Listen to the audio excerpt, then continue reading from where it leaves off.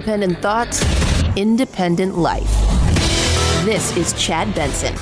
Man, there is so much to squeeze into today's show. We're going to do everything we possibly can to do it. Let's start first and foremost in the eastern part of Europe, Ukraine. The battle continues.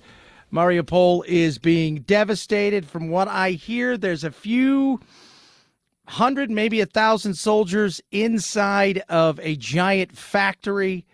Really the last holdout when it comes to the city itself. Otherwise, it's been completely and utterly just destroyed. Holding Mariupol, critical for Ukraine, and these forces are all that's standing in the way of Russia's attempt to create a land bridge between occupied Crimea in the south and the eastern Donbass. And across this country, heartache. Katya is 14 years old. Shrapnel tore into her hip and wrist when a shell landed in her garden near Zaporizhia. Her grandmother, Alexandra, rushed her to the hospital. Many of my friends' houses were destroyed, damaged, she says. We live in a big village and there's so much destruction there. Russia says it's fake, but she says they are faking it. We are real people. Yeah, they're faking it. That's the ones. They're faking it. There's also, I mean, this is like not just a regular like manufacturing facility. Think about something that is a manufacturing facility that may be a mile or two long and potentially just as wide. So this is where the survivors are. So you've got soldiers, you've got civilians that are left. They're all in there. They're getting shelled.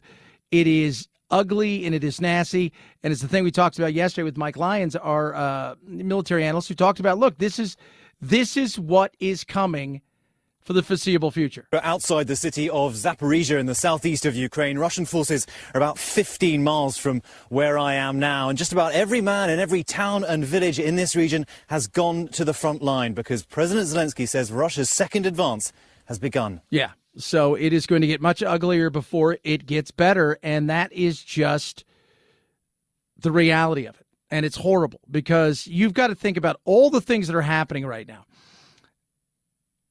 Not only do we have this situation, so you're talking about take away the horrificness of the fighting. Think of it from a different kind of horrible thing that is coming. They're the breadbasket in many cases, not just of Europe, but a lot of places around the world. So you've got wheat and many other grains that aren't going to be out there, including tons of cooking oils, things of that nature that aren't going out there. So that's going to start a domino effect when it comes to things like, food. Oh, yeah. Yeah. I forgot about that. On top of oil and everything else. And you look over at China, and China is I don't think people realize how bad it is in China. You have 27 million, give or take, in Shanghai alone. About 60 to 70% of the country's biggest cities, not just Shanghai, are locked down. In between 500 and 700 million people are locked down. That is insane. From our point of view, though, we look over there and we go, well, I don't know what to say. They're living in a world of fantasy when you think they're going to get to zero COVID. But that means there's ships floating in the ocean that can't dock and unload their stuff, grains and foods, so they're rotting. On top of that, there are ships waiting to be, filled up with goods, brought places. Their unemployment level has risen to almost 6%, and that's about to get much worse. And they're starting to lose control and people to the insanity of being locked up for a month with very little food. And if you've not seen the drone footage of people using drones to fish and try to catch fish with their drones, like koi fish, those kind of things, it's insane. And that has a trickle-down effect to everywhere on the globe. So it is about to get much uglier before it gets better. It will get better, but not today. That's for damn sure. That's for it. That is for sure. It's going to get uglier. And so now back to Ukraine. So you got all this fighting going on, right? So you had all of this stuff. You got oil, the wheat, all of these kind of things that are economically affecting everybody. And then on top of that, you got what's going on in China. Now back to the actual fighting itself, where it's a new phase, as some people talk about. And that's much different because Ukraine was so effective against the Russians because not only were the Russians on their soil, but they were also in their cities. Well, when you're in their cities, you don't know anything. They were ill-equipped, the Russians were. They were using, in many cases, their phones for navigation. People know their cities. People know their areas. People know their shortcuts, all of those things. They were easy pickings for saboteurs, for the small military groups to really absolutely crush them when given the opportunity. Different here in this region. Much more World War II-like, much more open fields, less opportunities for that kind of guerrilla warfare. Around Kyiv, it was almost urban fighting. It was much more, it was easier for the Ukrainians to defend against because it was enclosed and the Russians got trapped on highways. They were trying to take the capital. The Donbass is much more favorable to the kind of warfare that the Russians are used to conducting, this tank warfare or areas where they can have artillery barrages. And that's what you're going to see over and over again. Artillery barrage after artillery barrage. And that's why we need to do more. Some point we need to start giving them more advanced, as much as we can, weaponry. So you're advocating for us to be involved. We're already involved. Okay? It doesn't get any more involved than this outside of us fighting itself. It's, you call it what you want. I mean, I know the Russians are saying, look, this isn't, we're not fighting Ukraine. We're fighting a proxy war in Ukraine against NATO.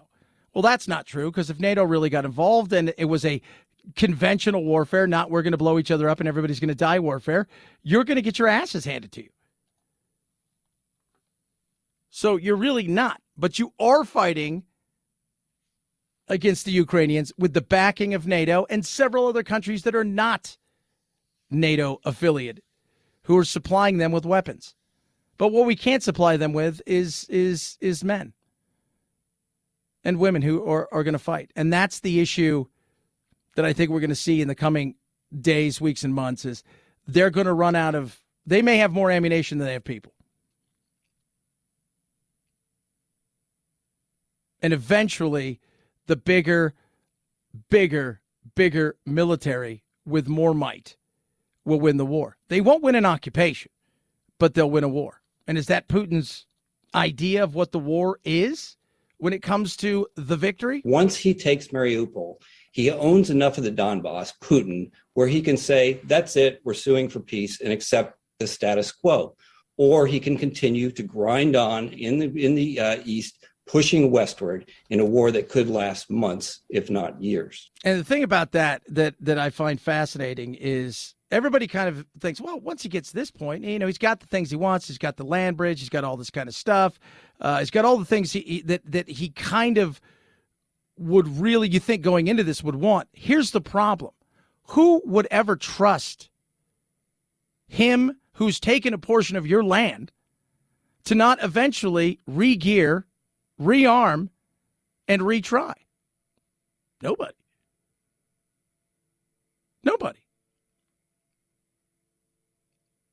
And taking those lands and taking those parts, there are plenty of Ukrainians that will still be there.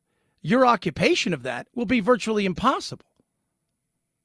So it feels like the only thing you can do is continue to move forward. And that might be his strategy, that he thought, well, I'll take this thing easy and it'll be a walkover, and it isn't. And it isn't. But the domino effects are happening around the world, which is going to make it a little different here for us. We're not going to get as many goods. I'll say this. I went into the store over the weekend trying to eat healthier. Been doing a good job. Lots of oranges, lots of grapes, watermelon, things of that nature. Trying to get off a ton of processed food, which it's just, for me, processed food, yeah, I can sometimes go to taste, but sometimes it's just easier. But one of the things is I went to get grapes. No grapes. Not a green grape to be had. There was a few black, red grape but that was it. Very few watermelons. I mean, it was picked clean in a lot of places. And I was like, ooh, I think we're going to find a lot more of that here. And that's going to have effect on people. 323-538-2423 at the Chad Benson Show is your Twitter. A lot of stuff to get to. We are unmasked now on airplanes. How did that happen? More people freaking out about Elon Musk, which always makes me laugh. Why wouldn't it make you laugh? Because these people are insane.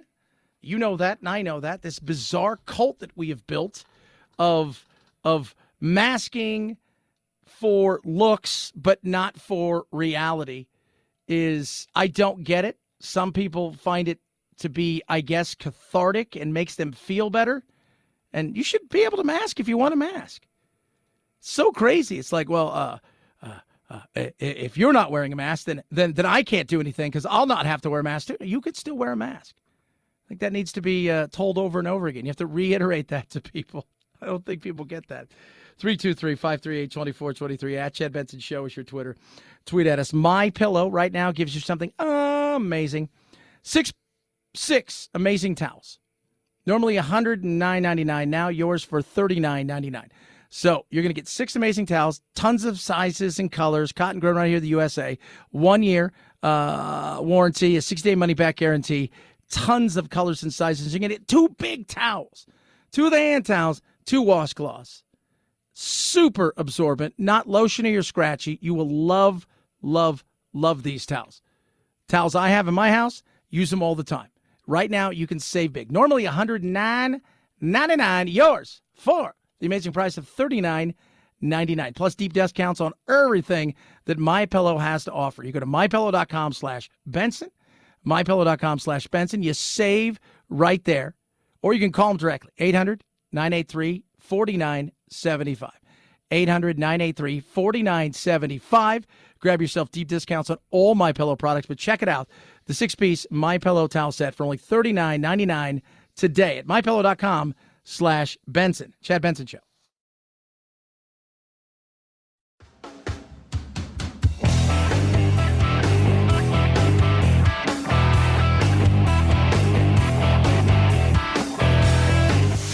Don't make me wear your mask. Are you trying to kill me? What happens if you have corona?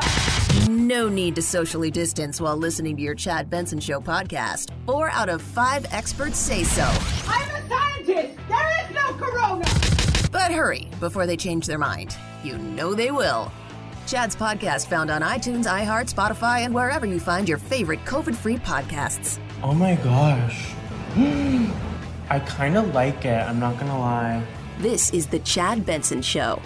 The Biden administration announced it would stop enforcing the federal mask mandate in place for transportation, meaning flights and airports and all mass transit that falls under federal regulations would now allow passengers to choose whether to wear a mask. Glad because it's kind of annoying, but unsecure because you never know who's going to sit next to you and have COVID. The mandate had been scheduled to expire, though the CDC recently extended it to May 3rd amid a new wave of infections. But a federal judge in Florida struck it down, writing it exceeds the CDC's statutory authority. Yeah, I'm trying to figure out like these new wave of infections. So yesterday, we had 38,000 cases, a country of 330 plus million people. We have got 471 deaths yesterday. It's what are you doing at this point? What are you doing? Well, do you think people were happy? Let's go to an airplane. April 18th, the Biden administration announced that the Transportation Security Administration will no longer enforce the federal mandate requiring masks in all U.S. airports and on-board aircraft.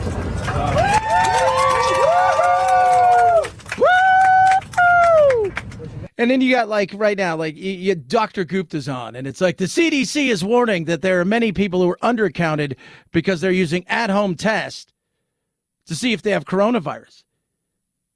What's with the number porn?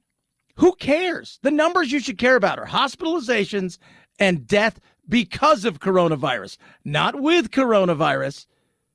It's the only numbers you should ever care about. If 330 million people have it today, but very few people die, then who cares? What kind of points is there? Are you guys getting paid per patient? per test that comes back positive. Well, there's an undercounting. So what? You didn't feel good. You took one at home. Usually people that take one at home are like, man, I hope I have this because I don't want to go to work today. And it's a great excuse not to go to work because if I had head flu or a cold, they'd probably tell me to come to work.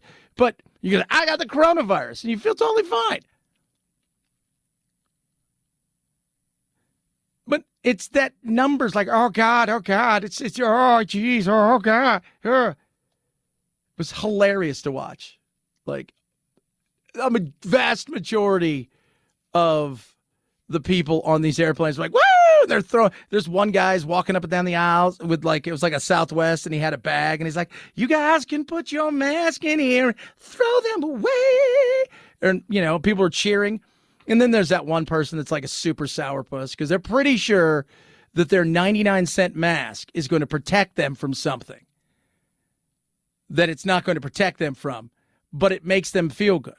And in a day and age where it's more about making people feel good than being honest, well, there you go. There you go. And I love this portion. We need to ask for calm. The judge appointed by former President Trump saying the mandate exceeds the CDC's statutory authority and violates the procedures required for agency rulemaking. Now United, American, Delta, Southwest, JetBlue, and Alaska Airlines confirming they will no longer make passengers mask up. Now flight attendants urging calm and patience as the industry shifts gears. Now, when I was watching them, there was no calm or patience. They were all excited. They were all excited. There will be some issues in the future because people will not quite understand. Some airlines may keep it. Other airlines are going to, as you're hearing, are getting rid of them. And the local jurisdictions will have their say once you get off the airplane. But this is the right thing to do. It's time to move on with ourselves, for God's sakes. But they're undercounting at home. Well, if you don't feel bad enough to go to the doctor, then obviously you shouldn't worry that much. What happens if your neighbor has it? They'll be fine. 323-538-2423 at Chad Benson Show. It's your Twitter, Chad Benson Show.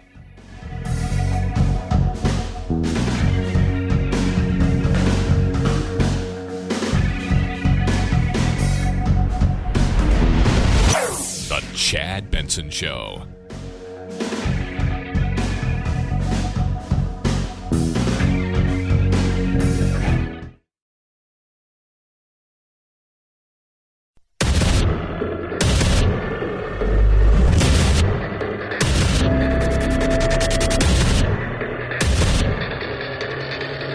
Independent thoughts, independent life. This is Chad Benson. That is us on this beautiful, amazing Tuesday. Yesterday was tax day, kind of a weird thing because Good Friday. A lot of places were shut down. The market, federal places were shut down. So they moved tax day to Monday. And, of course, yesterday, lots of questions about tax day. And you can't talk about taxes without talking about how those evil billionaires don't pay their fair share. And the president believes billionaires should pay their fair share so we can invest in our economic future and cut the deficit. That's why he's calling on the top 1% of the top 1% to pay a minimum tax of 20%. Okay, what exactly does that mean, though? Like, I was trying to figure this out yesterday. So you're talking about a minimum tax of 20% on what? Is it on earnings? Is it like what exactly are you looking? Because we took in record number of revenue, and I always hate to use that because we talk about revenue. It's like you don't produce anything, but you did. We took in what, like 2.6 trillion, some ridiculous amounts over the last umpteen months. We're continuing to do more and more. Have you ever noticed that?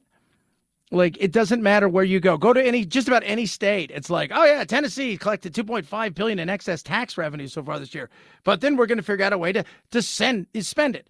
And this state will say, we took in X amount of dollars, but we overspent here. Over here, it's like, and then the feds are just equally, if not bettering anything that states can do. And it's nuts. But as far as paying their fair share, I don't think anybody has a problem with that. But you have to ask the question, what exactly does that look like? When you're saying 20%, 20% of what? Income? So if I make $1 million of income, but along the way, I spent $500,000 in the startup of my company. I got a small salary, and I've got tons of write-offs on top of all the money I've invested strictly into the company. But then after the company was up and running, should I not do that because people would feel that I'm not paying my fair share, even though I created jobs, paid taxes when it came to work, workers' taxes, and continued to add in that direction? Should I not, because it would make other people feel good? Well, you've got to have the talking points to make it feel right. So what do you do when you do that? Right now, the wealthiest families can pay a lower average rate than teachers. Why is that? Then fix the system. This is my thing. Stop complaining about something that, well, they get to do this. Well, they don't get paychecks like the average person gets a paycheck. They just don't. The system's been written by millionaires to take advantage of things that they say, well, you know what? If you invest X amount of dollars, you should be able to write some of this stuff off. You should be able to appreciate this. See, it's been written in such a way as to push forward innovation and job creation and things of that nature. Because the minute you start taking all these things away and you can't write anything off and basically everything's at risk with no value should it go south for you to at least go, well, I got to take losses here, then why would I want to invest in something like that? Why would I want to grow anything like that? Not for the kindness of my heart. And well, you should want to do it because you care about people. That's the dumbest thing I've ever heard. You can care about people, but starting a business, this is my business, right? I'm putting in the blood, sweat, and tears. I'm the one risking the money. I'm the one risking the hours. And remember, the greatest commodity in the history of the world is time. You never get that back. I'm doing all those things. That's my risk. So if I grow something, fantastic. If I don't grow something, you know what? Because if I grow something, the benefit is to you as well. Because taxes, jobs, which equals more taxes, sales taxes in the community, et cetera, et cetera. If I don't grow anything, you didn't lose out on anything. I did. So you can only win. But when I hear that, it's 20% of what? Because you're not going to take 20% of a person's unrealized gains. So if I bought a stock for $1, right? So let's say you're a founder of a company and you're given 1 million shares. And out of that founder, your value basically is $1 a share. It's trading at $100. Wow, that's the profit's $99. So you're worth $999. Yeah, you're worth about $100 million. But I've not taken any of that money out. Why should I pay taxes on something I've not realized? On paper, it may say I'm worth X, but in reality, I don't have any more money in my pocket. I just got more money on a balance sheet.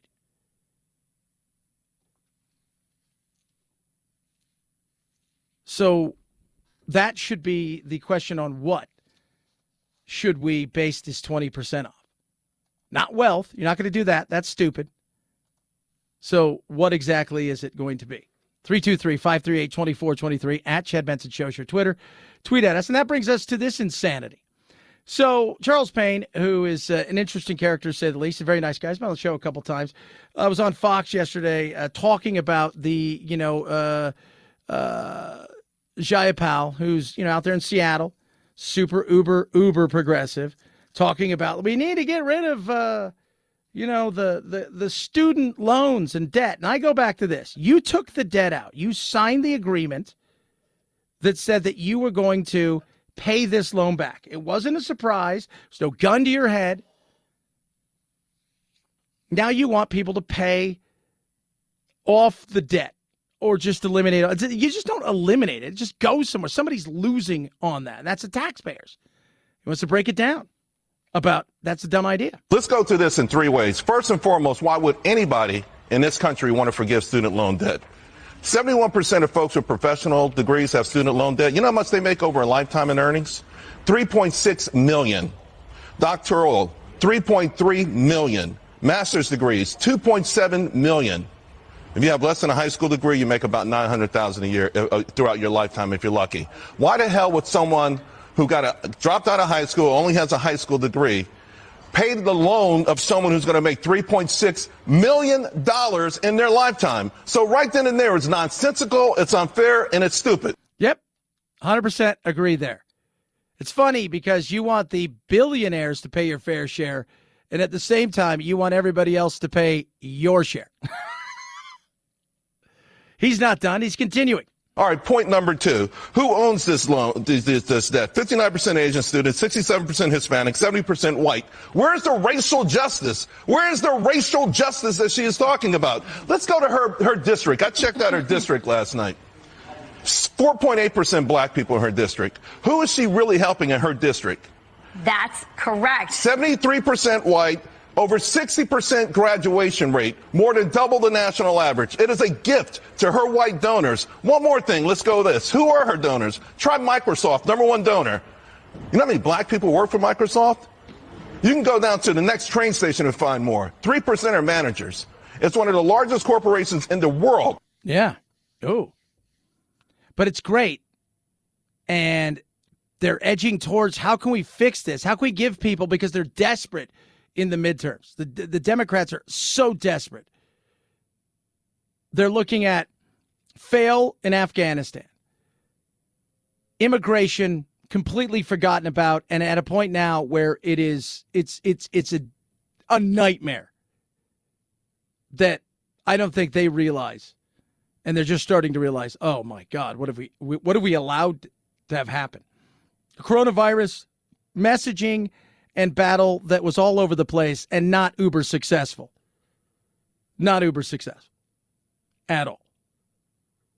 Then, of course, you've got inflation that's continuing to rise and continuing to rise. The struggle in parts of the economy that many people are worried about. You've got what's going on in the Ukraine. You start adding it all up. So your desperation is, how do we get people, especially younger people, to jump on board? And the younger people, by the way, are not loving a lot of what's going on with this administration. Young people's attention is perking up to rising prices. A Gallup poll showing the change in approval by generation. Gen Z dropping 21 percentage points, millennials 19, Gen X 15% drop, and a Quinnipiac poll showing more bleak approval numbers among young people. 58% of them between 18 and 34 years of age disapprove of the job the president's doing. Yeah. And part of it's because some of those uber progressives, like they want, their student loans paid off, and they look and say, oh my God, he's doing fossil fuel stuff, and he's trying to please as many people as possible by pleasing nobody. You pick a lane and you stay in it. And the giving up the free college student loans screams of a Hail Mary that I think is going to fall flat on the face. And it's hard, I think, and if you're a Republican and you get out there and you spin it like, look, you guys took out the loans, right? You took out the loans. Many of you who are Democrats paid off your student loans. We need to fix the system of why is it that colleges can charge these exorbitant amounts with very little questioning, and people are handing out loans to people. Those are questions we need to answer. But by forgiving this, you can't do that. That's just something we can't do, and there's something we can't afford. And it feels great because we're handing out lollipops, wishes, and unicorns. But in reality, it's a hot mess. And you cannot allow that to happen. Sorry. Well, what are you going to tell your kids? I'm going to tell my kids, look, we've put money away. We're doing, we're investing in things of that nature. But at the end of the day, a lot is going to be on you. I'm telling my kids, like I told my older brothers and sisters and my younger brothers and sisters, the same thing. Live your life a little bit. Find out what you want to do. When you're serious about something, then take strides into getting the thing that you want. College education is a good thing for learning purposes, but it doesn't guarantee success, and in many cases put you behind the eight ball. My brother-in-law, or soon-to-be brother-in-law, he's 24, 25. They got a beautiful house in Kentucky, but they also live in Orange County, California. Works in construction industry, has zero debt outside of his Amazon card. He loves himself some Amazon and a couple cars. He just built a house in Kentucky. Fantastic. Huge. My brother played hockey. Chose to try the minor leagues rather than go to college. Wasn't the sharpest. He teaches hockey now. That was always been his dream. He makes 75, 80 grand a year coaching hockey. It's a pretty good life, right? It's not for everybody. Some kids, you want to go to college, and there's a reason for it. It's good. But for a lot, we're putting pressure on these kids to sign these giant deals, and they go off and they get some grants, and at the end of the day, they're still saddled with $40,000, $50,000 in debt, $25,000 in debt, $18,000 in debt, whatever it is. Still, they signed it. That's a them thing. 323-538-2423 at Chad Benson Show is your Twitter. Tweet at us, text the program. Love hearing from all of you. We have a world record dog. Toby Keith is his name. Oldest dog. Toby Keith, the Chihuahua, is an official Guinness World Record holder for oldest living dog. The 7-pound pooch is 21 years old. 21 years old. That's pretty damn amazing. 21. Doodle's not that old, but Doodle's still living a long time, kids. And I mean that. I love myself some Doodle. Give him my rough greens every single day. Just, hey, sprinkle on top of his food. Watch what he does. He loves it. He should have not survived after we got him. We had him for like 3 years, 2-3 years, and we're like, this dog is not the age they said he was. And he's a Chewiener dog. And here he is, lo and behold, 3+ years later, happier and healthier than he's ever been. And it's all because of rough greens. Vitamins, minerals, probiotics, omega-3, 6, 9. Will he make it to 21? I don't know. But as long as he keeps taking his rough greens, he's got a good life in front of him, a life that's much longer than it probably should have been based on the amount of pain he was in. And I love that. Now's your chance to try rough greens. You love your animals like I love my animals. You can try rough greens for free. You just cover the cost of shipping. RUFFgreens.com/Chad is where you go to get a free bag. Cover the cost of shipping. Ruffgreens.com/Chad or call 833-MY-DOG-77. Rough Greens makes any pet food better. Chad Benson Show.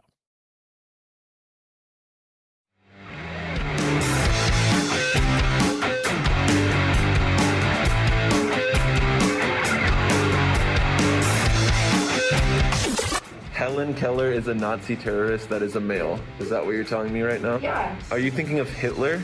Who's Hitler? Vaccines work, but only the Chad Benson Show is 100% effective against stupidity. Do you know what D-Day is? D-Day. A person? A rapper? God, Karen, you are so stupid. Check us out on Facebook, Twitter, Instagram, and wherever you find your favorite woke-free podcasts. This is the Chad Benson Show. I love listening to that. And then it also makes me scared. Makes me scared for the future of this country. Who's D-Day? Is that a rapper?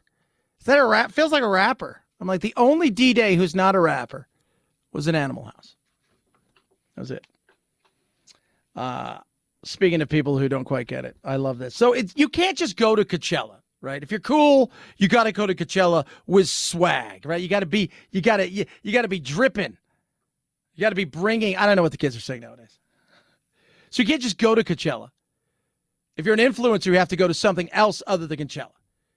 And apparently, Revolve Festival which was held at the Merv Griffin Estate just outside of Coachella. So people go to Coachella and they go and they just TikTok themselves and, oh my God, look at me, that's amazing. And I'm telling you guys, the downfall of the world is when they put cameras on the front of the phones. So I'm looking at this, and so these influencers were supposed to go to this special party with Revolve, which is a clothing brand. And it went south. They waited out there for several hours to be picked up. They were promised $2,000 worth of free clothing. It's an invitation only.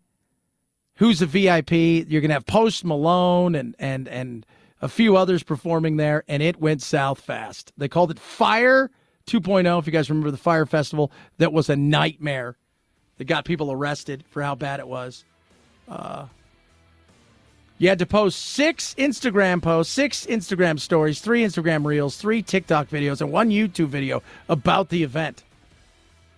People are so desperate to be seen. I'm the exact opposite. That's why I went into this business. Chad Benson Show.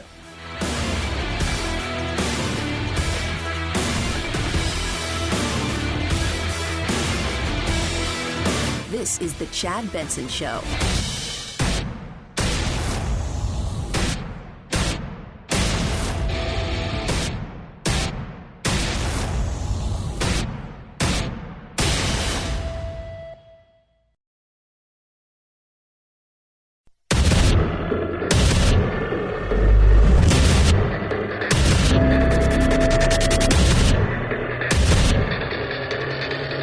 Independent thoughts, independent life. This is Chad Benson. I read this headline and I thought to myself, are you kidding me? If you read this headline, you would think, my God, how close were they to all dying? I didn't even hear about this plane incident. Headline, I was so scared. All I could do was hope it was going to be okay. And I thought, oh my God, what happened? It has to be horrible. Did nothing work on the plane? Did the engines go out? Did the wings fall off? What took place? No! None of those things. Not one of those things happened. What happened was they lifted the mask mandate on airplanes. And they didn't even lift it. It was thrown out in court. The judge said, you guys are overreaching. You can't do this. Brooke Tansley said, I heard the pilot's voice pipe up through the public address system, apologizing for the interruption. I don't know why they did. Sorry for the interruption. Like, what else are we doing? You're the one person who gets to interrupt. Nothing else going on in the airplane. Maybe I'm watching a little something, but you know what? You're probably somebody worth listening to. He says, you're going to be very excited to hear the news. You said he. How do you know? Because I know. The Transportation Security Administration, that's TSA, useless, was no longer requiring masks on planes, and passengers were free to take them off if they'd like to. She said, for some travelers, the excitement. She said, one took a celebratory selfie with most passengers in wide, maskless grins. Oh, my God. How dare they do that? Wide, maskless grins. I wonder if it sounded like this. April 18th, the Biden administration announced that the Transportation Security Administration will no longer enforce the federal mandate requiring masks in all U.S. airports and on-board aircraft. I watched that video. I thought it looked like a graduation. But for her part, Tansley felt a jolt of fear and alarm. I'm scared. You see, she was with her 2 children. A 4-year-old and an 8-month-old, both too young to be vaccinated. The baby too young for a mask. She was on her way to a work meeting involving a colleague with a rare autoimmune disease, and her family had undergone PCR tests because they were worried about the potential of infecting him. I was scared. All I could do was hope it was going to be okay. Nobody told you to take your mask off. At all. At all. Tansley said her family had not been on a flight since Christmas 2019, had a concern about the virus. She has asthma, said she was not sure whether she would go ahead with her work meetings or what her family would do about the return flight home on April 25th. They now live wherever they landed.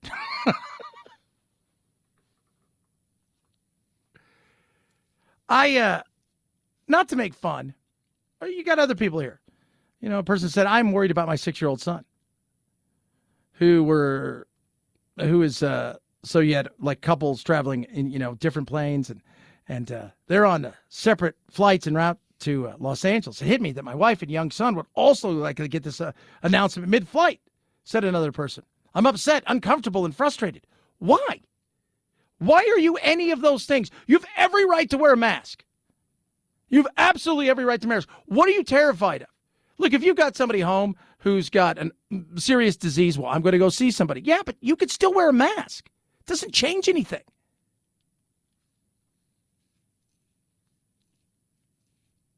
That doesn't change anything. Well, other people are taking their mask off. Yes, of course. We can't live in fear forever. Hospitalizations are at the lowest point since the beginning of this. The numbers, they're just not there. I saw Dr. Gupta a little while ago. He's like, I think we're being underreported when it comes to these numbers because people are taking at-home tests. So what? Yeah, but it's being underreported. Again, so what? Well, but we're not getting the report. Well, but if you take a test at home and you test positive for it and you're like, I feel okay. I got a bit of a cold. I'm going to lay down. I'll be fine tomorrow. And you're fine. Who cares? None of it matters unless you're in the hospital, right?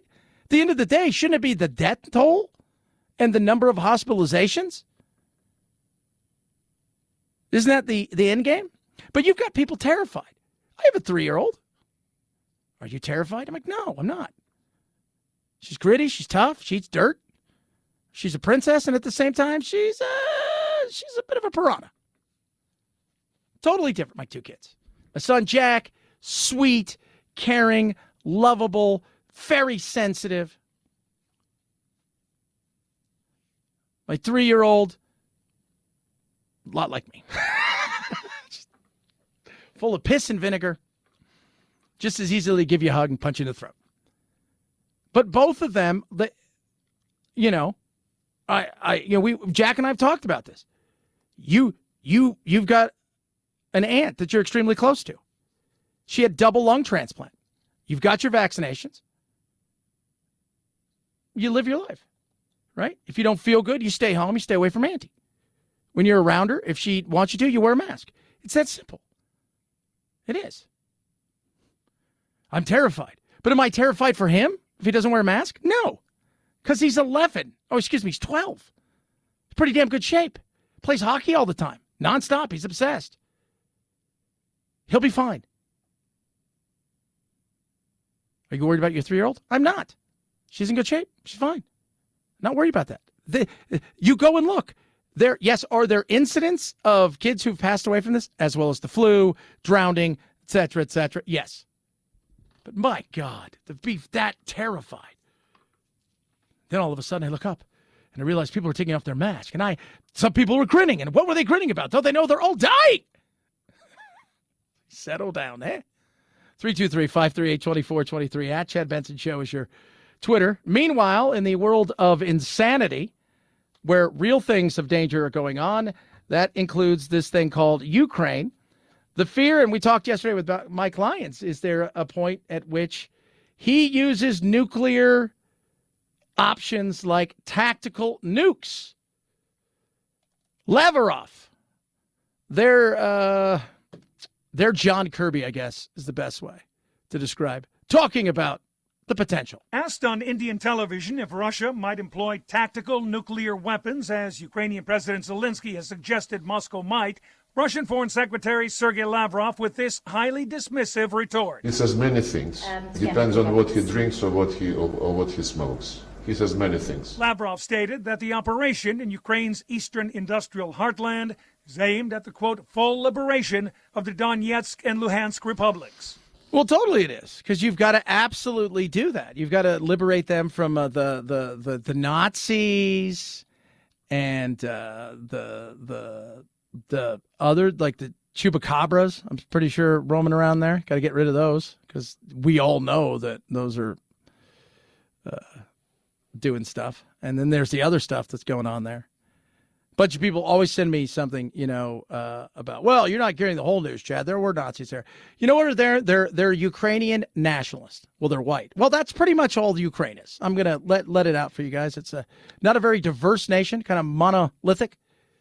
And yes, they had some serious right-wing ultra-nationalists in the Azov group and several others in that region that fought against the Russians.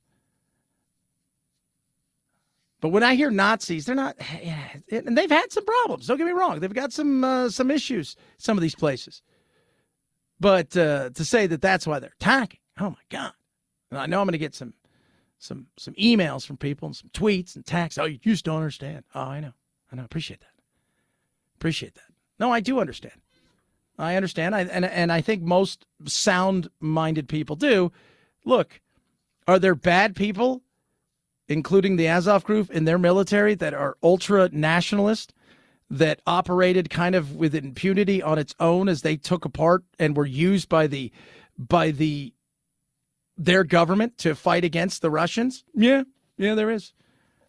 All that being said, does that give them any reason to roll into Russia, from Russia into Ukraine and bomb them mercilessly, kill as many people as possible?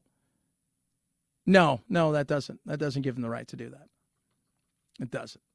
323-538-2423 at Chad Benson Show is your Twitter. A lot of stuff to squeeze into. We got so much stuff. I'm going to some immigration, some other wacky stuff that's going on. Got some great TikToks, the libs of TikTok. They're always, it's so funny that they were suspended on Twitter, and we're going to do our What's Trending, but they were suspended on Twitter for essentially just replaying TikToks of liberals, and they got suspended. And I just, then they were like, well, we should probably put him back. And it was just, the whole thing is nuts. 323-538-2423 at Chad Benson Show is your Twitter. We'll also have more on the old Elon Musk freaking people out, which makes me laugh. And imagine this. You're a DJ. You go and you DJ an event for a school. You raise a bunch of money. Then the diversity, inclusion, and equity department and a professor at ASU calls you out for blackface, except for one thing. You're black. Yeah, wait to hear this story. Crazy.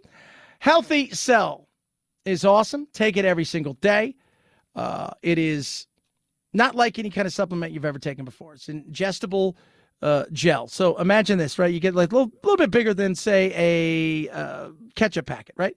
So you open it up and you can shoot it like I do. You go, suck it down, away it goes. Or, they got great tasting ones.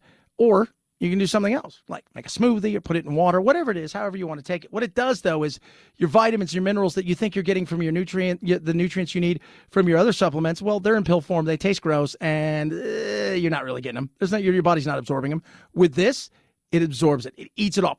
Away it goes, and it's incredible. I'm taking REM Sleep, which helps me with all the phases of sleep, which is fantastic. I'm sleeping better than I've ever slept. And that is incredible. And then in the afternoons, I do Focus and Recall. Helps with my brain function, helps with so many different things. And it just adds incredible, amazing, brain food. So it helps me with my focus and my recall, which I truly love. It is awesome. So if you're thinking to yourself, I've tried a lot of these things, Chad. No, try this and save big right now. You can get 20% off your first order. You go to healthycell.com/Chad. That's healthycell.com/Chad. The taste is great. It works.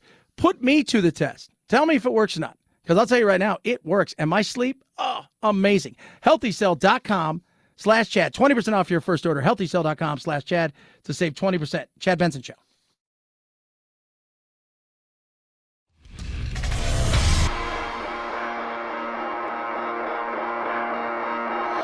Welcome to Chad. No, not the country. The institution.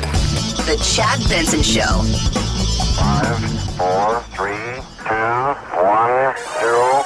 Ignition. Liftoff.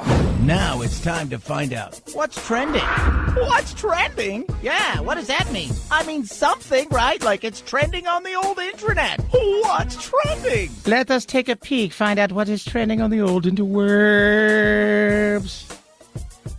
IRS, Google yesterday, largest trending thing. Thor, Love and Thunder. The teaser was out. Watch it, looks interesting. Oh.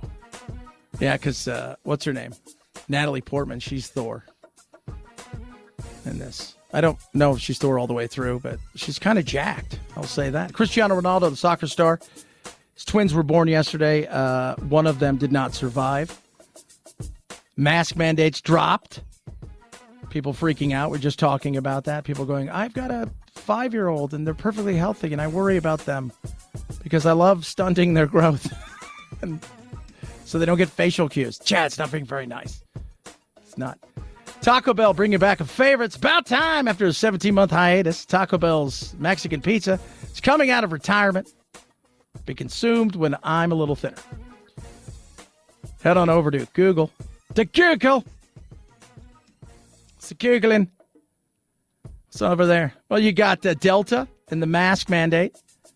A lot of people, again, it's weird because most people are saying, anywhere between 75 and 90% of the plane took their mask off and everybody else is worried. And there's nothing you can do about that.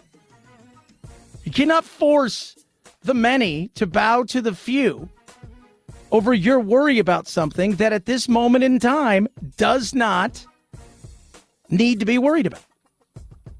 You can still wear your mask. Can I? Can I really? Yes. Libs of TikTok are trending. If you've not seen Libs of TikTok, it's pretty hilarious. We'll play you some. But now they're going after the person, a lady who started the Libs of TikTok, and how secretly is fueling the right's outrage. Outrageous insanity that goes on with the Libs of TikTok. If you've not, it's interesting, right? It's got a lot of stuff, but it's what they say. It spreads anti-LGBT plus sentiment and public discourse. It's not just LGBT, although a lot of that is. It's a lot of craziness. It's a lot of just craziness on it, and it's funny because all it is doing. This is the funny thing about the whole Libs of TikTok, and we'll touch on it a little bit more in a second. You're just playing what people are doing, right? So people are coming out and saying something, and you just play it, and then people comment on it. It's not like somebody's LARPing one of these people. These are how certain people feel about things. And it's not like you're secretly filming them and then release. Oh, yes, they are. 323-538-2423 at Chad Benson Show is your Twitter. Tweet at us, text the program. Love hearing from every single one of you. You can check out all of the fun stuff that goes on in our magical world of Twitter and Instagram. I need to do more. It's just tough. I always tell everybody, I say I want to do more, but at the same time, man, it's there is just so much just anger and negativity out there, which I don't care about. But, I'm like, my kids read it and stuff, and they're more worried. Oh, people say horrible things about it. I'm like, I don't know those people. Oh, my Lord. 323-538-2423. You can text me directly. A lot of stuff still to squeeze in. We'll do some Libs at TikTok. Chad Benson Show.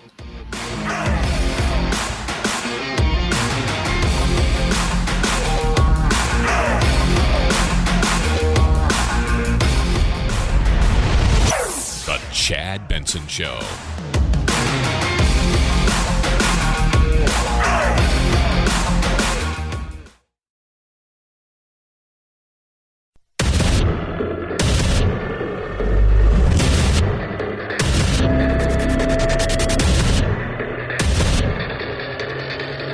Independent thoughts, independent life.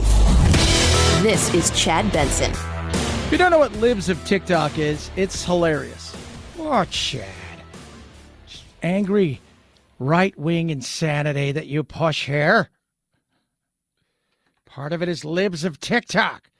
Finally, libs of TikTok, through investigative journalism, a software developer named Travis Brown, revealed that Twitter account used for libs of TikTok had used the screen name Shara Eichik until late February. Same name is the one on the libs of TikTok domain registration. And then there had been other ones, Shia Ray. Finally, they figured it out, who it was. It's been exposed everywhere. Exposed! Now, it's 2 articles talking about who this person is and the evil. But this Travis fellow, Travis Brown, sure, a delightful individual, went after, basically saying, how dare you allow this? He called it a failure of U.S. journalism that an anonymous hate account can shape far-right national movement, influence legislation in several states. And as far as I can tell, nobody has tried to find out who she is or who is behind it. Before it became public knowledge that Lorenz was working on a story about the idea of the libs of TikTok creator. That took us to Washington Post. Taylor Lorenz has exposed the evil. So what is libs of TikTok? Well, it's stuff that is hilarious, stuff that stings like this. All right? X chromosomes. Here is Madison Cawthorn's definition of a woman. X chromosomes. Okay, so X chromosomes. Now, this guy is wearing a beautiful sequence dress. He's got 5 o'clock shadow, beautiful makeup on. He's a handsome woman. X chromosomes, no tallywhacker. And this gives me a chance to talk about biological essentialism. First of all, it's not true. People have all kinds of chromosomes and all kinds of bodies. Women who've had hysterectomies, people born with certain conditions. But that's almost immaterial. Yeah. Number 2, it is a system of oppression. Of course it is. Gender is a hierarchy and a system of oppression. And the easier it is to define gender, the easier it is to keep the oppression going. It's dangerous. No. Hey, if it's a system, now who's oppressing who? Well, men are oppressing women. Then why are you becoming a woman? Or whatever. I don't know. Maybe not. I don't know. But that's the insanity that's on there, right? So that's not made up. That guy wasn't just talking to himself in a mirror. He or she or they or them or what, they decide to post stuff. And then in posting stuff, she just takes it, retweets it, and, it comes after people and people are crazy and blah, blah, blah, blah, blah. No. Let me tell you something. First of all, Twitter, if we've talked about it, has an outsized influence on the things that happen in this country that I don't think people really understand. Very few people tweet. Very few people follow a lot of people. But a lot of what gets influenced in the political sphere and in culture today comes off of Twitter. You never, we do what's trending. The reality is nobody cares about what's trending on Google. Nobody cares about what's trending on TikTok or Instagram. They care about what's trending on Twitter because Twitter's outside influence is tremendous. So they go after this person, right? They said that Libs of TikTok is basically acting as a wire service for the broader right-wing media ecosystem. Ari Drennan, LGBTQ program director for Media Matters, the progressive media watchdog group. It's been shaping public policy in a real way and affecting teachers' ability to feel safe in their classrooms. Why? Wait, what? Oh, because of the Don't Say Gay bill. That's not really a thing about Don't Say Gay bill because you guys have used the media and social media to change things and to get your message out there in a way where you can reframe things as if only the right does that. Neither of you have a monopoly on social media. I'm gonna let all you guys in. While there are probably far more right-wing conservative people who get in trouble on social media, and some of it's their own doing, they tend to dominate when it comes to their influence. They do. But it is funny when you look at the way that they've gone after this person as somebody who's basically evil and bad. All you're doing is showing what people are saying. Well, then Joe Rogan is mentioned on his podcast on numerous occasions. So what? I talk about it here. It's hilarious. It is. Oh, these people that are out there, they're insane, and some people are insane. Yeah. Some people say horrible things. And I don't think it. Well, the libs of TikTok, it impacted Ron DeSantis. Did it really impact Ron DeSantis? First of all, schools have been an indoctrination center for God knows how long. And it used to just mostly be colleges, but now it goes all the way down. So you mean to tell me when my little brother or son are bringing home things about race that are well above their pay grade for 11 and 12-year-olds that are in many cases completely divisive, or when they're like we've talked about this how many times? How many of you, I'm 51 years old. I'm a Gen Xer, baby.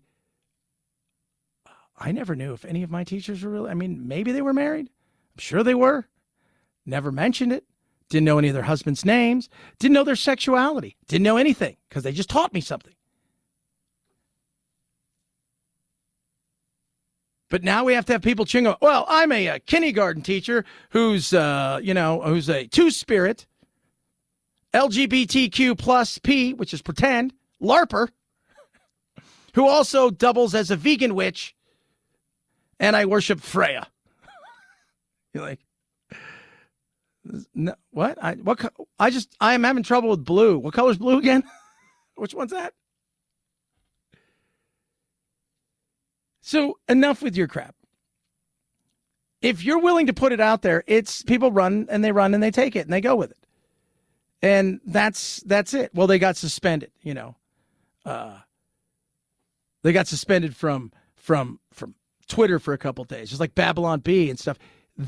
It's somebody reacting to a video you did and you getting suspended is completely stupid. Well, it makes libs of TikTok look stupid. It makes the people who are coming out and saying that gender's not real and the X and Y chromosome and the other 28 chromosomes that are out there for you to potentially have. And it's all about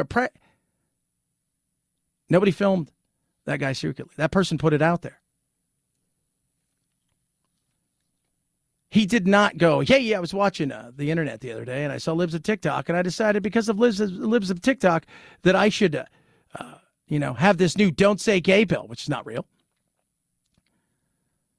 Which a majority of Americans, by the way, when you read them the bill going, oh, I totally agree with that.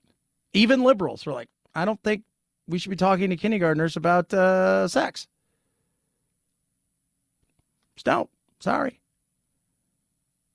I don't. Oh, you're evil and bad. Okay, whatever. Still, again, don't. Call me whatever you want. That's the reality of it. The thing that's happening is the culture war that is going on is very real. It's going on in your classroom, and the Democrats are losing a battle now where parents, in particular, over the last 2 years, being home for coronavirus, saw some of the things were going on, got frustrated with some of the things that are going on, and as more and more radicalized leaders took over school boards, unions, and pushed for things that were more about, hey, let's have all this equity. Not equality, equity. Let's do this. Stuff that didn't make sense. It didn't jive with the average person.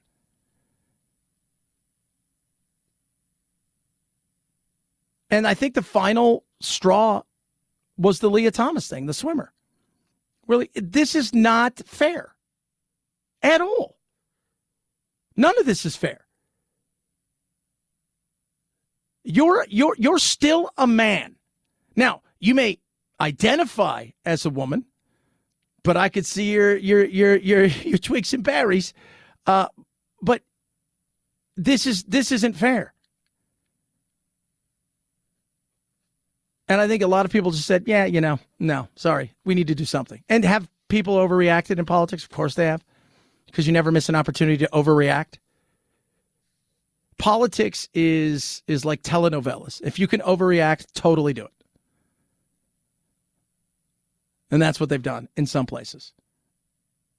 Because in many cases, things that happened there were completely overreactionary to begin with. Oh my God, it's so freaking crazy. The libs of TikTok, we're going to come for you. We're coming for you. Teachers are getting fired because of libs of TikTok. How are you getting fired? Well, because you're teaching something you're not supposed to be? Is that how you get fired? Like, I'm curious. How do you get fired because of libs of TikTok? And by the way, TikTok has a lot of other challenges that teachers should worry about. Like what was it a few months ago? It was like break a bunch of stuff in your school. It was slap a teacher. That to me seems more worrisome than, some of the other stuff. 323-538-2423 at Chad Benson Show is your Twitter. Tweet at us, text the program. Love hearing from all of you. I do. Still a lot of stuff to squeeze into. How about this one? All right? We're going to do this. Guy has a birthday party at work, which he doesn't want, and it costs the company some money. Wait to hear this story. Talk about that. First, Eden Pure is amazing. You're going to use code CHAD3. You can save $200 on the 3-pack of Eden Pure air purifiers. So it's the Oxy Leaf 2 Thunderstorm. So amazing, so incredible. Gets rid of any odors in seconds. And I do mean seconds. My house smells amazing. My father-in-law passed away. We decided we're going to sell our house and move over there. A lot of space. We were debating what to do, but he smoked. And guess what? You would never tell he smoked. It's gone in seconds. I also have lizards. I don't know if you're aware of this, but they can be smelly. You would never know because A, I really take care of them, but B, Oxyleaf 2 Thunderstorm. Kills, destroys odors, molds, viruses. No matter where the stank is in the house, it will be eliminated. And right into the wall, no filters to buy. Get yours now. Save big. Go to EdenPureDeals.com. EdenPureDeals.com. You're going to get a 3-pack. You're going to save $200 on that by using discount code CHAD3. That is EdenPureDeals.com. Discount code CHAD3. Shipping is free. EdenPureDeals.com. Use that discount code CHAD3 to smell the difference, as I like to say. Chad Benson Show.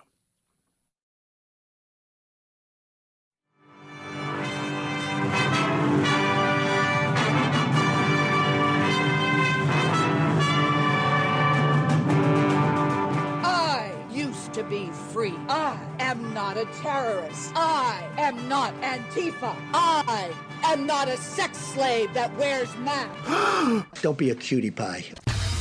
Probably sit around and cook some soups and eat bread and desserts and just get all fat and sassy. You're ruining my life, Bob! Yeah, you haven't seen anything yet. You're listening to The Chad Benson Show. So imagine this. You're you can have they have birthday parties at work. And we have them here. It's like, hey, we're having cake for, the birthdays of April. People have cake, and that's it. Guy says, I don't want anybody to celebrate my birthday. And they did, which apparently freaked him out to the tune of $500,000. According to the lawsuit filed in Kenton County, the office manager... And by the way, the guy that does this report, he could only do it from his closet. According to the lawsuit filed in Kenton County, the office manager forgot his request and still held a birthday party for Burling. That triggered a panic attack, and he left and spent his lunch hour in his car. His bosses held a meeting about the incident, triggering another attack. At that point, company managers told him to leave for the weekend and then subsequently fired him, telling him they were worried about him being angry and possibly becoming violent. Burling declined interview requests.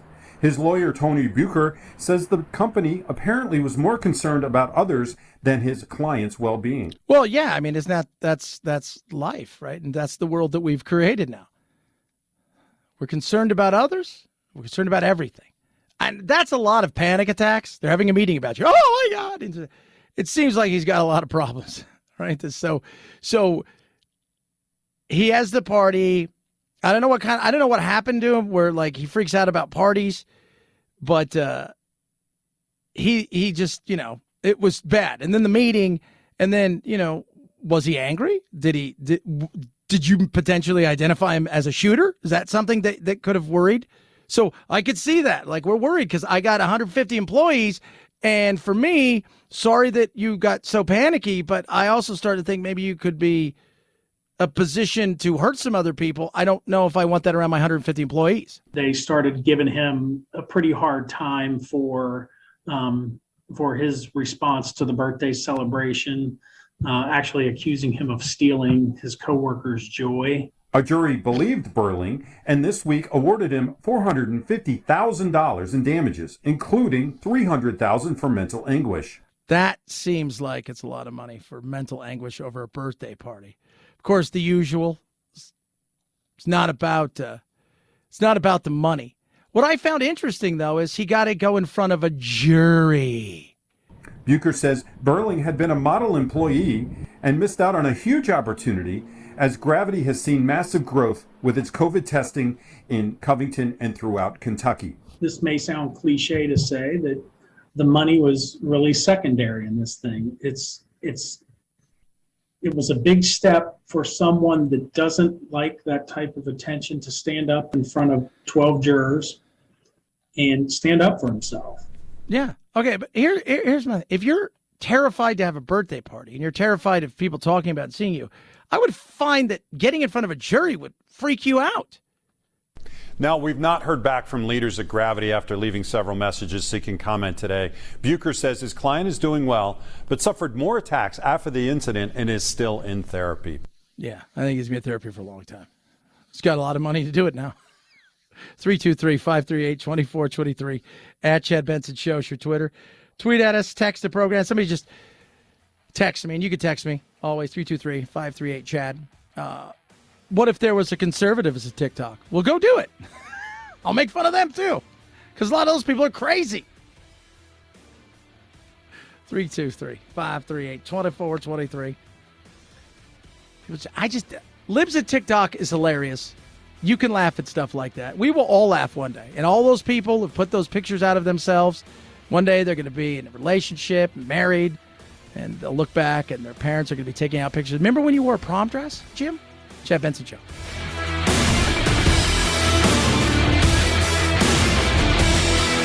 This is the Chad Benson Show.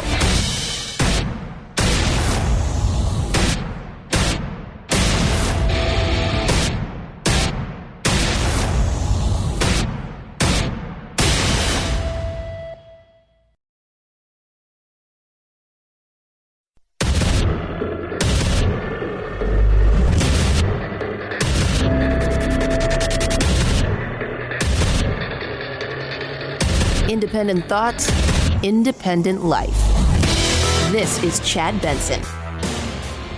The war is raging in Ukraine, and it is, as we have followed here from before it started to now, it is not getting any better. It's going to get worse.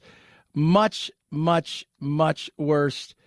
And yes, it is now the second phase. So we've gone through that first phase, right, where the initial attack, I think a lot of people, myself included, didn't realize how well the Ukrainians were going to be armed.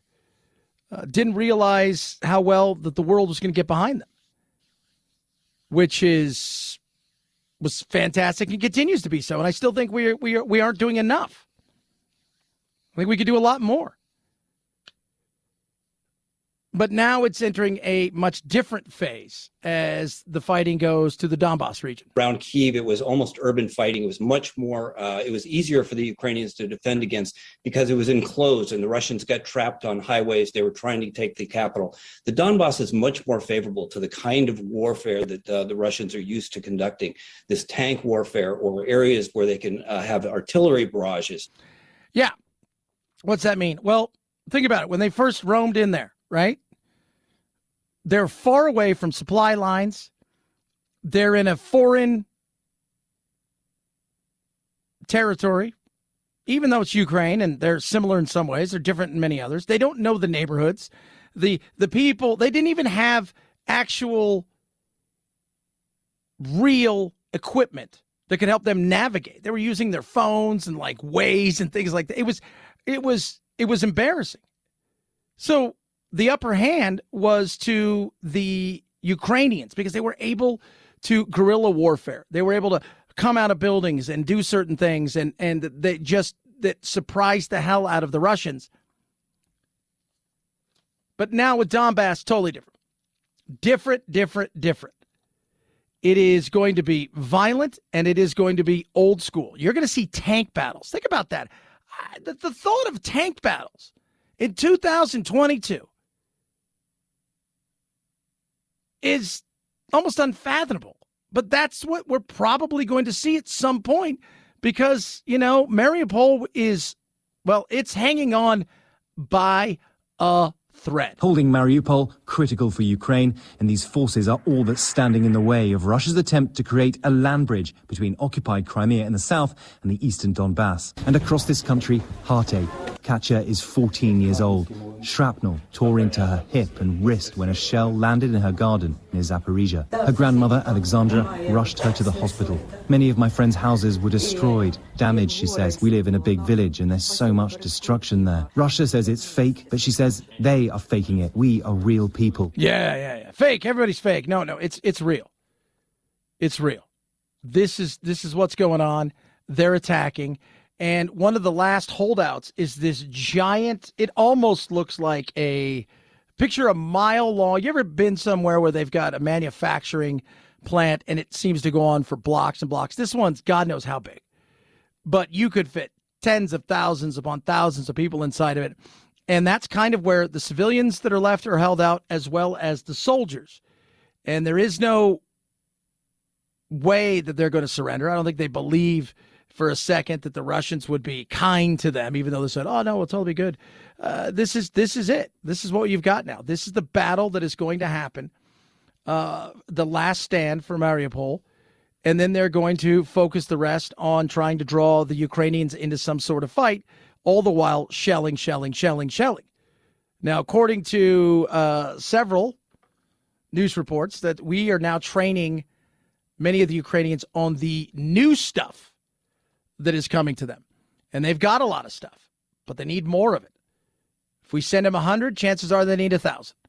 And there's also some stuff that they need that is really going to help them as this takes on a new and different look in this region. And then, of course, you have the, don't do anything or we'll use nuclear weapons scenario that everybody talks about. Well, Lavrov, who is, Putin's mouthpiece and, the secretary of baloney is the best way to call him, and I say that kindly. He was talking on Pakistani TV about, could you use nukes? Asked on Indian television if Russia might employ tactical nuclear weapons, as Ukrainian President Zelensky has suggested Moscow might, Russian Foreign Secretary Sergei Lavrov with this highly dismissive retort. He says many things. Depends on what he drinks or what he smokes. He says many things. Lavrov stated that the operation in Ukraine's eastern industrial heartland is aimed at the, quote, full liberation of the Donetsk and Luhansk republics. When you say, depending on what he drinks and smokes, are you intimating he may get high one night and just decide to blow something up? Like, he says many things. Sometimes he gets really high. He likes to take mushrooms and go off, and he's really into peyote. It's his big thing now. I can't stop him. What's he doing? He's doing more peyote. Stop him. So he says, for now, we're not going to be using any of those things, which is good news. But this is a dangerous phase, and a phase that is going to affect us all. You've got what's going on in China with COVID that is ravishing the country. They've got no deaths. That's good. But they're clocking in several 100,000 over the last couple of days in people who've tested positive. You've got people who are starving. You've got anywhere between 5 and maybe 700 million people that are in lockdown, up to 60 to 70% of the largest cities, including Shanghai. You've got boats floating around that can't get to shore to unload all of their stuff. You've got boats who are empty, ready to come to shore to load all their stuff. More supply chain issues. This is you throw that with this war, the oil prices, and then on top of that, the food situation, where you've got the first and second or second and third largest producer of certain grains as well as oils in the world who aren't going to be one we would still happily buy, but those people are fighting a war. And the other one, no matter how much they have, nobody's buying anything. So this is going to be ugly for the coming weeks, months, and potential years. But in the short run, prices are going to go up on a lot of things. Supply chain is going to be disrupted again because of coronavirus, on top of what's going on in Ukraine. And if you've not seen some of the stuff out of China, it is fascinating and it is terrifying. People are fishing with their drones because they can't get any food. I think Alibaba which is Amazon in China, is trying to do all they can along with the government, but they're using their drones to fish because they can't get food. People are locked in their houses for God knows how long. It's going on a month in many places. And when there's a difference between us, like, well, remain at home, but you can go for a walk. Remain at home, but you can go to the grocery store. No, this is remain at home. Don't come outdoors. We've taped up your door. We'll know if it's been breached. That's something completely different. That is something that is completely crazy. And then you look at what's going on in China. On top of that, their economy is struggling. They were already having issues because, Xi goes and he's like, hey, you know what? I want to be regarded as one of these great leaders like Mao. I want to have my face on currency and to rewrite some of the history and do the things he pushed in a way that started to hurt their economy. And then you throw in another round of COVID where the dream of zero COVID isn't going to be reality, and you lock down everybody you can think of. This isn't going to be a win for them, but it's also going to hurt us. 323-538-2423 at Chad Benson Show is your Twitter. Tweet at us, text the program. Many of you texting. If you missed any of the program, we're talking about Libs of TikTok earlier, and you can go check out on the podcast. People like Libs of TikTok are hilarious, and it's just the whole social media thing is it's fascinating. It's a study of insanity at times, and what it was meant for and what it's become are two separate things.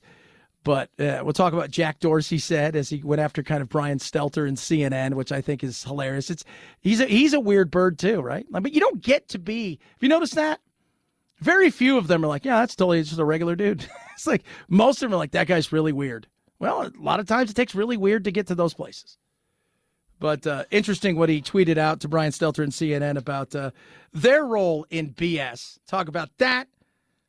Dave Rubin as well. Coming at the bottom of the hour. Healthy Cell. Take it every single day. Simple and easy. Vitamins, they don't work. Those old style vitamins don't work. Right? First of all, not a lot of people like taking those big giant horse pills. Your body doesn't absorb them that well. How about getting away from all of that and trying something different? That is Healthy Cell. It is it's a micro, no, it's an ingestible gel. Simple and easy. I take it every single day. I take two. I take my nighttime one, REM Sleep. Helps me get through all the phases of sleep better than I have in forever. And then in the afternoons, I take Focus and Recall. Right? And it comes in this little gel packet. You just tear off the top, you put in water, smoothies, whatever it is, suck it down, and away you go.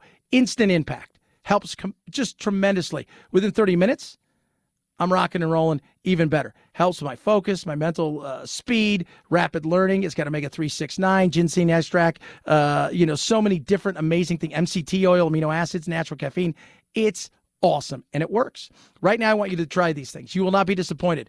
Nutritionists, doctors, they all agree this is the best way to get all of the nutrients you need and absorb it in a way that's real. It's called Healthy Cell. Your journey to better health begins right now with Healthy Cell. Go to healthycell.com/Chad. That's healthycell.com/Chad. Use that promo code Chad for 20% off your first order. That's healthycell.com/Chad. Promo code Chad for 20% off your first order. Healthycell.com/Chad. Chad Benson Show.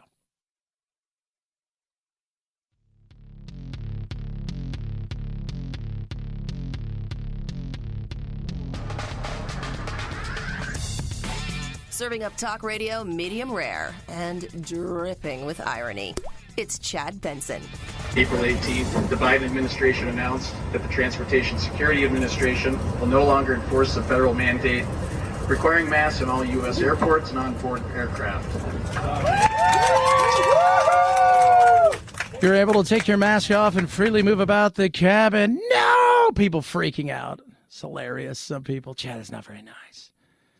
Oh, it's not very nice. Well, I mean, yeah, some of it is just so overdone. So this judge reverses the decision, says, look, you guys overstepped. And they're like, it's a Trump judge. This person's got to be wrong. They don't even know if they're going to fight it. Well, these, we got a new variant. I'm sure there's going to be a new variant all the time. And hospitalizations, where are they? Nowhere. Like the lowest point they've been since the beginning of this thing. We're down to very few cases a day. Well, they're undercounted because people at home are taking tests. Well, if you're at home taking a test and you're like, I don't feel very good. Well, it says I got COVID. I'll stay home for a couple days. Who cares? If you're worried about numbers, porn, and that's what matters the most to you is how many numbers there are so you can implement some sort of mask thing, that's stupid. Hospitalizations and death. Hospitalizations in a real way. Not that you twisted your ankle or broke your leg and you're in the hospital and they test you and you've got COVID. That's not why you're there. Death's the same way. Died with COVID or strictly because of COVID. Much different. Much different. But it's funny the way that some people, I was reading articles, people are like, I don't know what to do. I mean, people are taking their mask off, and I don't know if we'll make it. I'm like, does it keep the plane in the air? Because if that's true, then put a mask on.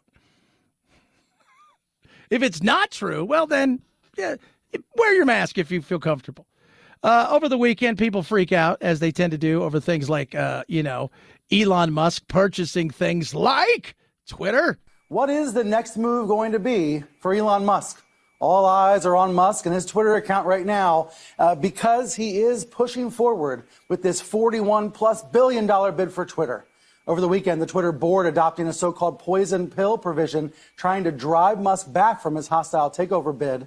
The poison pill would essentially release more shares at a cheaper price to other shareholders. That would make a takeover a lot less desirable for Musk since his stake would be diluted. Yeah.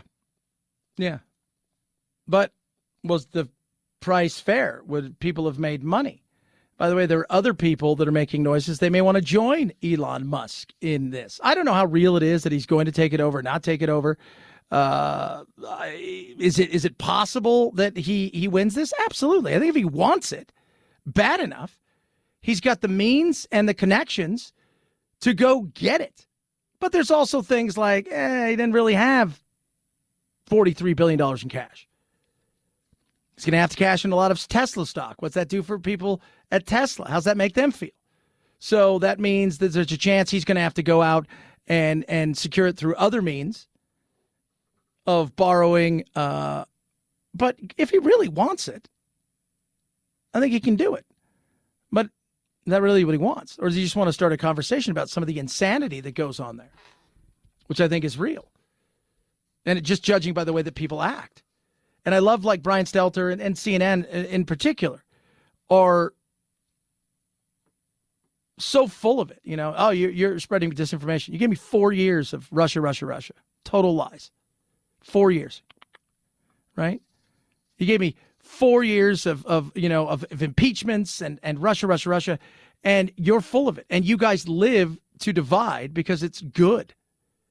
Case in point, Jack Dorsey. He was the founder of Twitter. For those of you not keeping score, kind of an odd bird.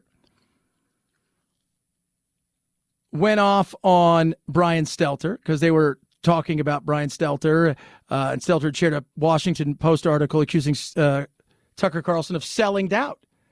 When Sari Idan, she's Miss Iraq, said even CNN sometimes sells false news. I know this from covering Iraq events 2019.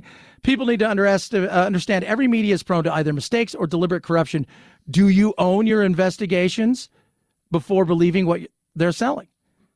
And Jack Dorsey says, I know this from being on the streets of Ferguson during the protests and watching them trying to create conflict, filming it because the protesters, well, they started to chant blank CNN.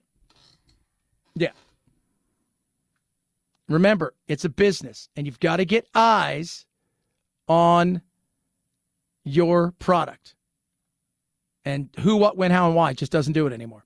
323-538-2423 at Chad Benson Show is your Twitter. Dave Rubin next. Chad Benson Show.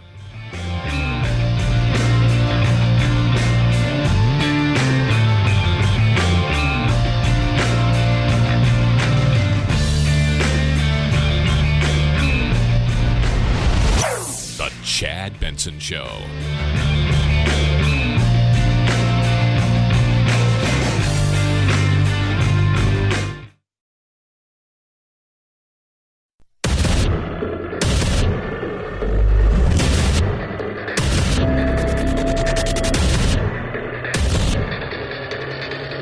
Independent thoughts, independent life. This is Chad Benson. Wokeness sucks. We talk about it all the time. Next guest, I've had him on the show a few times. He's got the Rubin Report, and he's a former stand-up comic, still does a little stuff, but author of a great book called Don't Burn This Country, Surviving and Thriving in Our Woke Dystopia. Dave Rubin joins the program. And Dave, the first thing when I got through most of this book, I loved was the Cato Institute, where it says nearly 2/3 of Americans said the current political climate prevents them from saying things they believe because others might find them offensive. That is insane, but that's the wokeness of the world, fear of being canceled. Chad, first off, I realized, having heard you say it now, I think Wokeness Sucks could have been the title of my book, or that should be the title of your next book. That's it right there. Yes, the idea of fear. I mean, we live in the freest country in the history of the world. I know that idea right there is scary to a lot of people, but it really is true. Everyone that's living in America right now has it better than their ancestors, almost with no exceptions to that. Whether it's your great-grandparents that came here, your grandparents, whether you're a second-generation immigrant, everyone's made it better. We live in this extraordinary freedom, and yet most of us, and the studies prove this, not only the Cato study, there's many others, we walk around not saying what we think, not posting what we think on Facebook, not actually telling our friends what we believe.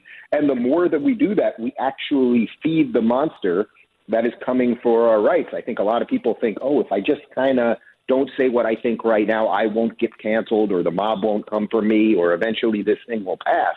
But actually, that is the very food that this monster is sustained on. The idea that because of an image that is scary, it can get you to act as if it was scary. And I've noticed that many of the people that I'm associated with, that I have on my show, and from my own life, the more you stand up and say what you believe, yes, you will take slings. They will say mean things about you. Anonymous accounts on Twitter are going to lie about you and a series of other things. But you will be refined, you will be strengthened, and you will start fighting for a world that you want to live in. That really is the premise of the whole book. You know, it's interesting because people are afraid to get fired. Joe Rogan, he's got FU money, right? Like, he's living in a different world. The Chappelles of the world. There are certain things where it's like they have built up a world where they can live and thrive because the people that love them aren't going to cancel them. The average person, right? He works down the street at the little tax place or is an accountant somewhere, or they're the ones who are feeling wokeness running them over because they don't have that following. They can be fired from the Home Depots of the world with very little repercussions. Sure. So that's a great point, and it's not to be dismissed. And I can also tell you that, I know Joe and I know a bunch of other people with FU money. The funny thing about FU money is a lot of people think, oh, one day I'll get FU money and then I'll just start saying what I think. And I've found, with a few exceptions, that actually usually is not the case. Even the FU money people start thinking, oh, I have more to lose now. So it becomes this very bizarre self-hostage situation in a way. But to your point about just the average decent human being who wants to go about living their life and think freely and speak freely and associate with who they want, et cetera, I think the same premise still sits there, that you have no choice. Because look, let's say you work at Home Depot, the example you use, or you're an accountant at a firm, and they're forcing you to do a diversity, equity, and inclusion program, and they want to tell you that straight white men are bad, or that, whatever the thing of the day is. If you do not stand up and say something, you're actually signing your own death warrant, because over time, if those ideas continue at a place like Home Depot, and Home Depot is actually pretty good about it. The owner of Home Depot is pretty solid. So I don't want to make it about them specifically. But if you are to work at a place that has these ideas, well, eventually you'll get passed over for promotions, and it will be your own acquiescence that will have led to it. And yes, I get nobody wants to be fired, and we all have to think about what we want to do seriously. You know, if you've only got 2 weeks' salary in the bank and you've got to take care of a family, maybe this isn't the best time to completely be out there. But you know what? You can expose what your company's doing. There's all sorts of nonprofits and law firms that are now exposing a lot of the what's going on in these companies, the discrimination they've brought in. So you just have to think a little bit creatively on how you want to fight it. I'm not saying you just go out blazing, guns blazing without thinking through what your life is.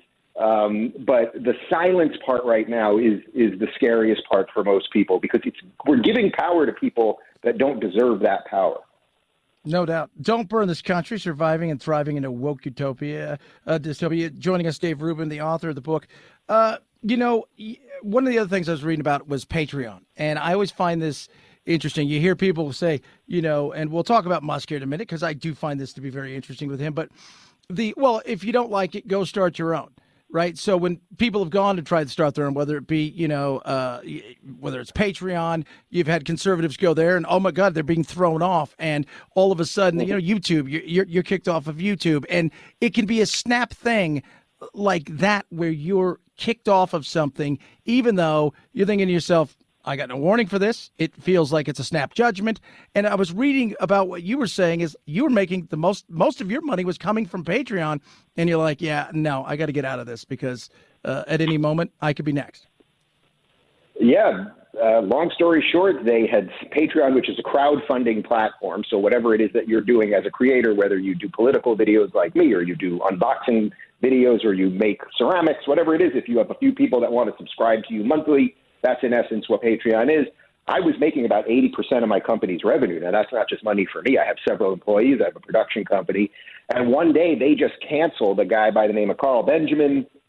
He had without getting too lost in the details, he had said the N-word not to be racist. He had said it not on his Patreon nor on his YouTube channel that was funding Patreon. He had said it on someone else's show to mock the people who use words like that. He was mocking the actual racist. But they decided to completely cancel his account for doing that with no recourse. And I thought that's a bridge too far. And what did I do? I actually started my own subscription network. It took a little time to put together. It took blood, sweat, and tears and a bunch of money. But then from that, I started my own tech company called Locals, which is a much better version of Patreon, which lets you, the user and the creator, own all of your stuff. And I'm very proud to say that in the 3 years of doing that, some of this happened after I wrote the book, so it's not even in the book. But eventually we merged with Rumble, which is really YouTube's main competitor right now. So the build it thing is happening right now, and that probably gets us to the Elon Musk discussion, because there are people out there that are fighting for a freer internet, and you just got to find them. The free, I don't get, I lean more right than left, but, for me, it's like marriage equality. Absolutely. Why? Who am I to tell anybody? First of all, government needs to get out of marriage, period, case closed. I'm a person who looks around and who you are and how you identify. You go fly whatever flag that you think is right for you. And as long as you're kind to people and we're getting on with our lives. I look around, though. It's like you can't have questions on some of these things, whether it's Facebook or Twitter. What is the progressive world terrified of if somebody's like, well, that's disinformation? Well, if you believe that meme to be true and you don't do any homework, that's a you problem. It's not a me problem. Well, the irony is it's not that they're against disinformation. They're against things that go against their narrative. I mean, look, if they were against disinformation, there is an elderly gentleman pretending to be president known as Joe Biden, and you may remember him back in June saying that if you got the COVID vaccine, you would not get nor transmit COVID. Now, we know that is completely untrue. It is as untrue now as it was then. Look what's happened over the last couple months. In some cases, there are some studies showing that people that get the vaccine are more likely to get COVID. I mean, there's all sorts of cross-information out there. This is what science is about, constantly finding new information and discoveries and looking at studies and trying to aggregate those things to make some sense of the world. So what it seems right now is that the left seems to be very concerned that they will lose the narrative, and they Where do they get most of the narrative? Where is the narrative sort of put together like a transformer? It's put together on Twitter. So when Elon Musk comes in and he says, hey, I just want to respect free speech. I mean, that is all this guy has said.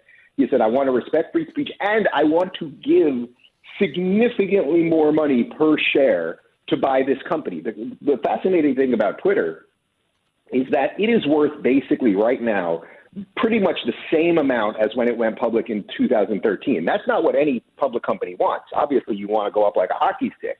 He's coming in and saying, hey, I want to fix this thing. It is the dream. I can tell you this, Chad. It is the dream of anyone who has ever created a company, especially a tech company, to get a call from Elon Musk and say, can I buy your company? That is, if you said to any tech founder ever, what is the ultimate dream? What is the direction your company could go in that would put rocket fuel on it? No pun intended with Elon Musk. That is the dream. And the fact that the board is saying no to an incredible offer. I mean, if you are a shareholder of Twitter right now, just the average guy who put a couple of bucks in Twitter 10 years ago, you should be pretty freaking pissed. And you should probably be on the phone with your lawyer. Yeah, well, absolutely. I mean, I find it to be fascinating that he's offering far more than it's probably worth. I don't even know. He thinks he can monetize it and turn it into something. The guy's worth billions of dollars, but he's not an idiot. He looks at something and says, there's things that we can do with this. I just don't, the fact that they're fine taking monies from MBS and the Saudis, who the last time I checked, Dave, I think they killed a guy and then embalmed him while they were chopping him to bits and pieces, who worked for the Washington Post, and you're fine with him protecting your free speech. Chad, this is the hilarious irony of these people, and that's why if you're always for narrative more than truth, which is what they are, you're always going to find these crazy inconsistencies. So it's like they're completely against Elon Musk, but they're okay with the Saudi investment. And it's also like, well, where are you guys on Jeff Bezos? Now, I don't have a problem with Jeff Bezos making an awful lot of money. I use Amazon. I try to go to mom and pop shops as much as possible, but I'm not going to sit here and say that I don't use Amazon. But the guy also owns Washington Post, which is completely a mouthpiece for the Democratic Party. It is pure leftist propaganda. So are they upset about that? Or that one goes to their narrative, so they're okay. Elon Musk, he's a little more libertarian. He's a little more okay with freedom. So we got a big problem here. That's the ironic situation that they put themselves in. Don't burn this country, surviving and thriving in our woke dystopia. Dave Rubin's joining us. Last question. Appreciate you coming on today, Dave. Where's this going? Because I think we're at a point now, and I think Leah Thomas really helped us push that point over and yes. Chaos with Disney that, okay, guys, look, it's okay to be welcoming, and we absolutely should. We should treat each other kindly. We can maybe look over and go, I disagree with you, but I respect you. But then you got to a point where you've got a guy who's absolutely crushing women in the pool, and Disney is trying to figure out how they can make every single person and critter and thing gay in their, in their shows. This is enough. I think people are stepping back and saying, "All right, we've had enough." I think that is the moment that we're at. And I said last week when Elon made this offer that we are officially entering a post-woke world. And that is what this book is about. That, look, these guys have destroyed a lot. They have wrecked a lot of the country. They've wrecked, so many of the things that we once knew obviously to be true that we could all agree on 5 years ago. There's differences between boys and girls. 2 + 2 is 4. Being non-racist is a good thing. They now have flipped all of those things on their head. So the whole purpose of the book is what can you do right now to disconnect from these people and be part of the post-woke world, be part of the new world. There are not only ways to build new things and not be so reliant on big tech, but I give other examples. Don't get $100,000 into college debt to get a degree in lesbian archery. That's probably not going to help you. There are a lot of ways you can take the power back to yourself and think about a new world, because I can tell you, as a guy that spent the last 8 years living in Los Angeles, who now lives in the free state of Florida, it's being built right now. So you can either choose to be part of it, or you can just continue the slow descent into hell that they're dragging you into. But I suspect there is no bottom to that pit, and you'll be down there with them for a long time. Great book, easy read. Don't Burn This Country, Surviving and Thriving in Our Woke Dystopia. Dave Rubin, thanks so much for joining the show, man. I look forward to talking to you soon. Chad, always enjoy talking to you. Thank you. Thanks, brother. At Chad Benson Show is your Twitter, ChadBenson. So right. We are in this bizarre world right now, and I don't know when it's going to get better, but I think we're at that tipping point where we've gone past that line that pilots go where you can no longer turn back. And now the wokeness is being called out for what it is, even by people who are somewhat woke themselves. So let's just say, for the sake of argument, your house is a bit smelly for whatever reasons. Maybe you're a smoker, and you can smell it in the furniture. Maybe you got a couple cats in the litter box, and you're just like, what do I do to get rid of it? You do what I tell everybody to do, what I've done. You get Eden Pure, the best air purifier around, period, case closed, end of story. It is amazing. The Thunderstorm, it's quiet. You're just plugging it in and letting it work. 150,000 units have already been sold. Smells vanish within seconds. I love it. And did I mention no air filters, plug straight into the wall, silent, amazing, and works within minutes. It is the Eden Pure OxyLeaf 2 Thunderstorm. Right now, save huge. You can save $200 on the Eden Pure Thunderstorm 3-pack. You can get full coverage for your kitchen, your office, your bedroom, anywhere. If you want to get rid of odors, this is what I'm telling you to do. And I mean it. Go to EdenPureDeals.com, put in discount code CHAD3 to save $200. That's EdenPureDeals.com, discount code CHAD3 to save $200. Shipping free. EdenPureDeals.com, use code CHAD3. Chad Benson Show.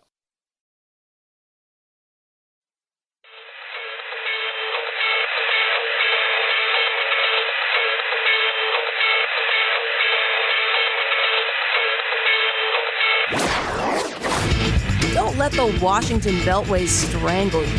This is where the exhausted majority comes to refuel, realign, and reevaluate. This is Chad Benson. Interesting. Loved it. Dave Rubin, check out the podcast. You missed any of the podcast. But, yeah, this woke, wacky world that we live in is, I think, it's turning in a way that many on the uber left didn't think it was going to go.